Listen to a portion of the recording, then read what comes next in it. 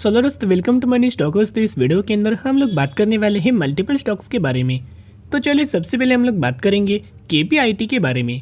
तो केपीआईटी का दोस्तों अगर आप आज के दिन का परफॉर्मेंस देखोगे तो ऑलमोस्ट हमें 8% की तेज़ी केपीआईटी इस कंपनी के अंदर नजर आ चुकी है। बहुत सारे लोगों को शॉक लगा होगा कि इससे पहले ऑलमोस्ट 1-2 दिन पहले जेपी मॉर्गन के द्वारा, जो कि ग्लोबल ब्रोकरेज फर्म है, उनके द्वारा हमें ऑलमोस्ट ऐसा बयान दिया गया था, स्टेटमेंट हमें दिया गया था कि ऑलमोस्ट आने वाले 12 महीने में केपीआईटी 50% के आसपास हमें क्रैश होते हुए नजर आ सकता है। ऐसे दोस्तों स्टेटमेंट हमें इस कंपनी से रिगार्डिंग दिया हुआ था, यानी कि करंट बेसिस के ऊपर जो केपीआईटी ऑलमोस्ट टाइम 1000 रुपीज़ के ऊपर ट्रेड कर रहा था, अगले 12 महीने में कंपनी 500 रुपये के आसपास हमें ट्रेड कर सकता है। लेकिन फिर भी दोस्तों हमने टेक्निकल एनालिसिस किया हुआ था कि सच में कंपनी इतना बुरा है कि 500 रुपये के आसपास अवेलेबल होगा। तो दोस्तों कंपनी उतना हमें बुरा नहीं है, कंपनी बहुत अच्छा है, फंडामेंटली कंपनी स्ट्रांग है, कोई बिजनेस के अंदर केपीआईटी का इम्पैक्ट नज़र नहीं आया।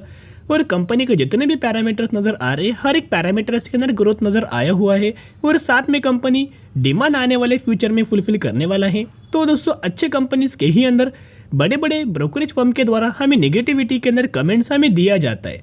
तो नेगेटिविटी के अंदर कमेंट देने से इनका बेनिफिट क्या होता है, क्योंकि ये ब्रोकरेज फर्म क्या करते हैं, नेगेटिविटी के अंदर स्प्रेड कर देते हैं। नहीं कि नेगेटिविटी कोई भी कंपनी से रिगार्डिंग स्प्रेड करते, डाउनग्रेड करते, नीचे टारगेट दिया जाता है, फिर रिटेल इन्वेस्टर इनको देख के डर जाते हैं, सेल करने लगते हैं। सेल करने से होगा क्या, ह्यूज अमाउंट ऑफ करेक्शन आएगा और फिर वही brokerage firm, global brokerage firm, वही कंपनी के अंदर बहुत बड़ा माल दोस्तों बाइंग कर लेते हैं। तो बेसिकली आज के दिन हमें केपीआईटी के अंदर 8% की रैली नजर क्यों आई, इसके पीछे का रीजन क्या था। तो चलिए रीजंस के बारे में दोस्तों डिस्कशन हम लोग कर लेते हैं। स्पेशली अगर आप देखोगे अभी मार्च के एनएसई के ऑफिशियल वेबसाइट के ऊपर आप सभी को पता होगा हर एक कंपनी का Q1 का रिजल्ट हमें नजर आने वाला है, या फिर बहुत सारे कंपनीज का Q1 का रिजल्ट हमें आ चुका है।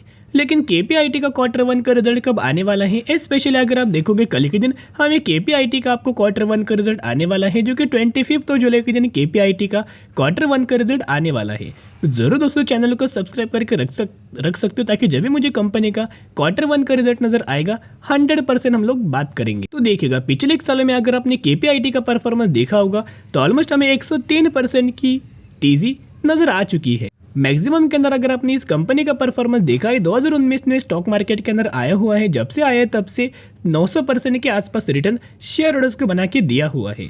तो जिसके मुताबिक कंपनी फंडामेंटली स्ट्रांग है, बिल्कुल भी कंपनी बुरा नहीं है। और बहुत सारे लोगों को लग रहा होगा कि जो तेज़ी है पंप एंड डंप सिचुएशन नजर आया हुआ है, क्योंकि आखिर आपको पता ही होगा कि मार्केट के अंदर बुरी कंपनीज के अंदर भी पंप एंड डंप डायरेक्ट आपको नजर आता है। एक तो ह्यूज अमाउंट ऑफ तेजी हमें दिया जाता है, रिटेल इन्वेस्टर को फंसाया जाता है और फिर उन्हीं लोगों को गिराया जाता है। ऐसे दोस्तों स्टॉक मार्केट के अंदर कंपनीज के अंदर दोस्तों किया जाता है। तो क्या केपीआईटी उन कंपनीज में से एक कंपनी है? इसके अंदर हमें ऑपरेटर लोग प्रेजेंट है? बिल्कुल भी दोस्तों नहीं।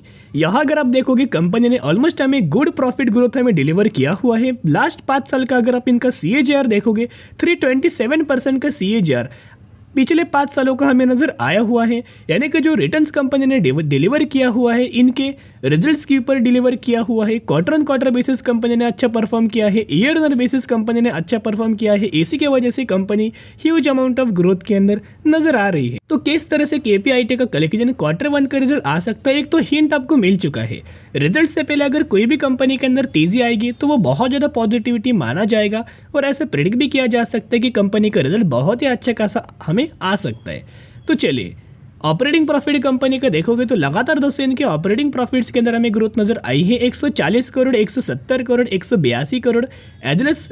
अभी जो आपको इस Q1 का रिजल्ट आ सकते हैं उसके अंदर एक तो 190 करोड़ के आसपास या फिर 200 करोड़ के आसपास कंपनी का प्रॉफिट हमें जनरेट हो सकता है। अभी जो हमने बात किया था वो क्वार्टर बेसिस के ऊपर बात किया था, लेकिन कंपनी का अगर आप ईयर ऑन बेसिस बात दोस्तों क्या करोगे तो जो कंपनी का जो ऑलमोस्ट हमें नेट प्रॉफिट जो होने वाला है आप ये देख सकते हो 150 करोड़, 280 करोड़, 390 करोड़।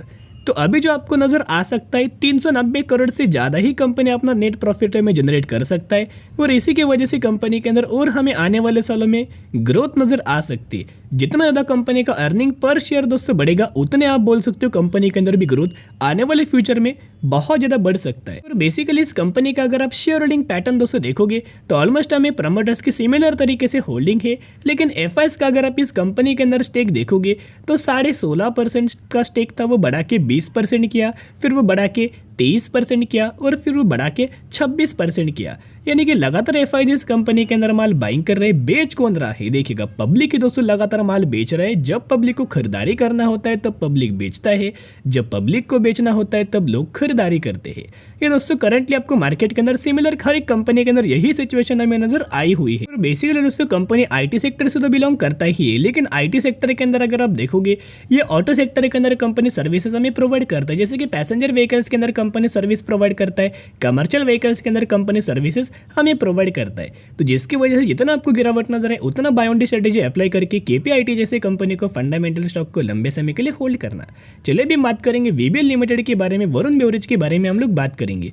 वरुण बेवरेज का अगर आप आज के दिन का परफॉर्मेंस देखोगे, ऑलमोस्ट हमें 2% की रैली वरुण बेवरेज इस कंपनी के अंदर नजर आ चुकी है और 816 रुपए की क्लोजिंग वरुण बेवरेज के अंदर नजर आ चुकी है। तो देखिएगा, एक तो दोस्तों वीबीएल के अंदर ज्यादा आपको करेक्शन नहीं होता, लेकिन क्या होते हैं बहुत सारे लोग अच्छे खासे डिप्स को भी आप मिस कर देते। अभी देखिएगा, पिछले एक महीने में अगर आपने देखा होगा तो टॉप से लेकर अगर आप बॉटम तक दोस्तों कैलकुलेट करेंगे तो ऑलमोस्ट हमें कंपनी 3% के आसपास गिरावट के अंदर हमें करंटली ट्रेड कर रही है। देखिएगा, जो कंपनी के अंदर ज़्यादा दोस्तों गिरावट नहीं होता, अगर उस कंपनी के अंदर इतना से भी दोस्तों गिरावट नजर आए, फिर भी एक बाइंग करने के दोस्तों बाइंग के लिए अच्छे खासा मौका कंपनी देता है, अच्छे खासा मौका हमें बनता है। तो इसी वक्त आपको बाइंग करना होता है, buy on dip strategy apply करना होता है इस प्राइस से। और अगर कंपनी नीचे आए और खरीदारी करना, और कंपनी गिरे और स्टॉप आप अपने पोर्टफोलियो के अंदर ऐड कर सकते हो। और अगर कंपनी का प्राइस गिरा तो और अपने शेयर्स आप अपने पोर्टफोलियो के अंदर ऐसे फंडामेंटल स्टॉक कंपनी के ऐड ऑन कर सकते। इससे दोस्तों होगा कि आपका पोर्टफोलियो भी अच्छे खासा मेंटेन रहेगा और कंपनी के अंदर भी लगातार एवरेज आउट हमें हर एक प्राइस के ऊपर दोस्तों आप कंपनी के अंदर कर सकेंगे। देखिएगा, ये बेसिकली वीबीएल का मैक्सिमम का अगर आप चार्ट देखोगे तो मैक्सिमम के अंदर क्लियर कट दोस्तों देख सकते कोई ज़्यादा हमें करेक्शन नहीं हुआ था। 2020 में भी कंपनी के अंदर जो डिप्स नजर आया हुआ था उस वक्त भी कोई ज़्यादा गिरावट नहीं हुआ। फिर आपने दोस्तों पता होगा कि बीच में इस कंपनी के अंदर गिरावट हुआ था, पूरे मार्केट हमें गिर चुका था, वॉलेटाइल नजर आया हुआ था, इसके अंदर भी डिप्स नजर आया हुआ था। करंटली भी अगर आप देखोगे स्लाइटली हमें डिप्स नजर आया हुआ है, गिरावट नजर आया हुआ है। तो जितना दोस्तों गिरेगा उतना आप buy on dip strategy apply करना, क्योंकि बहुत अच्छा कंपनी है। 2016 से मार्केट के अंदर आया हुआ है, लगातार कंसिस्टेंटली ग्रोथ है और 1150% का रिटर्न शेयर होल्डर्स को प्रोवाइड करके दिया हुआ है। और 1 लाख करोड़ का मार्केट कैप इस कंपनी का है। तो ये कंपनी हमें लार्ज कैप कैटेगरी से बिलोंग करता है।